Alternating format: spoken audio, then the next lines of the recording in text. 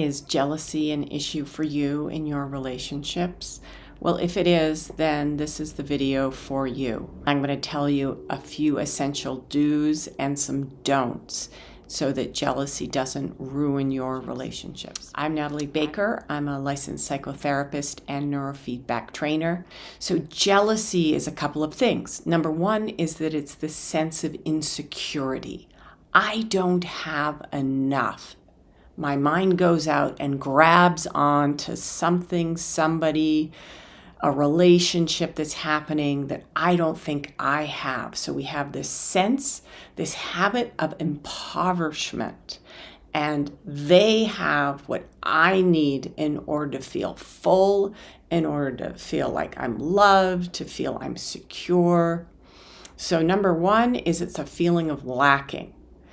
And number two is it's based on a sense of not trusting. I can't trust I'm going to get what I need in order to be okay, in order to know I'm valued, in order to feel like I have a fulfilling relationship. So trust is a key thing that is assumed to be absent. It doesn't mean it is absent just because we're feeling jealousy. And number three, let's talk about what's happening in the brain. So for those of you who have seen some of my videos, I talk about the stress response and how that limbic brain produces a stress response when it perceives a threat. Now, the brain defines a threat as bodily harm in less than a minute. Jealousy is a subtle twist on I'm not safe, I'm in danger. So jealousy, when that feeling arises, it's basically that limbic brain is going, you're not safe now. You need to do something. And so that's why we often make very impulsive decisions when we feel jealousy, because it's that part of the brain that we don't control that's creating the reaction. I'm now not safe. I'm going to ruminate about what that person has that I don't have. I'm going to act impulsively. I'm going to confront that person and say, why are you talking to her? Right? A lot of the actions that come out of jealousy are not thought out. They're not planned. They're based on big assumptions. And usually when we make those impulsive reactions, we also don't get a good outcome. So now we need to talk about the origins of jealousy. Why do I feel jealous? Why is it that when my partner talks to their opposite sex coworker that I feel this sense that I'm not safe, I'm jealous of that connection, I need to do something. That isn't okay, what's going on over there. Why does that happen? Well, when we have jealousy in our interpersonal relationships, and it happens reactively, it's because our brain is taking some simple cues from the environment and going, now is like then. And then is a period in time in our childhood where you felt like other was receiving the care that you needed. Maybe it was a sibling, maybe it was a parent's job, or the other parent, or something was taking that precious love and attention away from you and to somebody else. And so that jealous feeling that arises as a child out of that developmental need that every child has to be seen and loved and attended to. So that's where that habit of jealousy arising in the present comes from. It's from ruptures in our early childhood relationships. So then, of course, the most important thing is, well, what do we do about it? Because let's face it, the feeling of jealousy is horrible. We don't want anybody to go through life feeling jealous. And so we want to decrease that.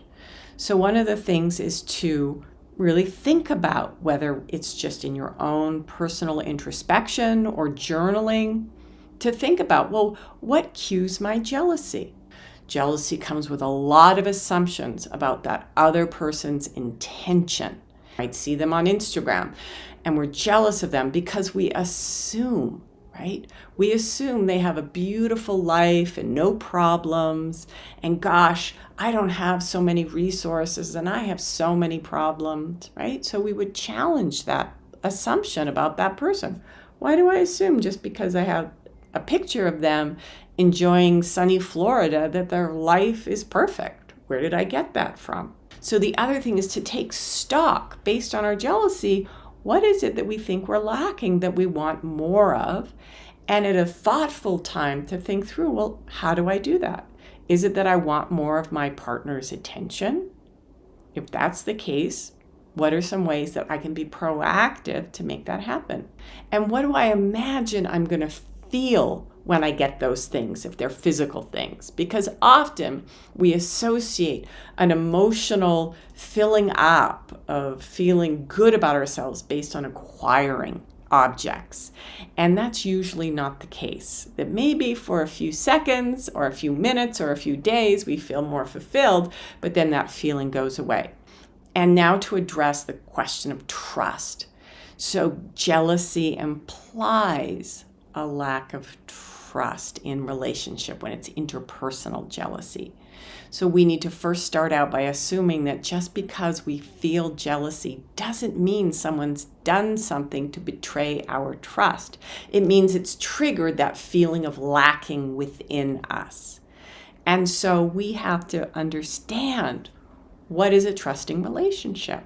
Just because I'm feeling jealous, has something changed in the relationship that makes it that I can't believe that person's word?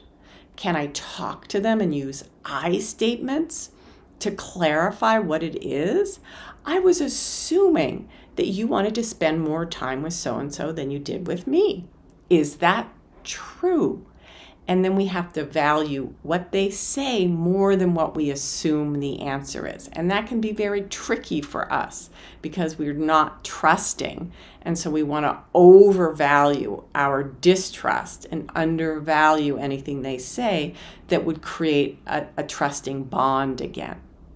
And if you find that you've worked on this a lot and have not made progress, now I'm going to talk about neurofeedback for a minute and what neurofeedback can do to rebuild a sense of trust in relationship and decrease our jealousy. So again, because the brain is assuming that we are not safe and we have to react as if there's some threat, that's that limbic brain. Neurofeedback helps calm down that reactive stress response so that we feel more secure, we feel calmer, we feel more joyful, fulfillment.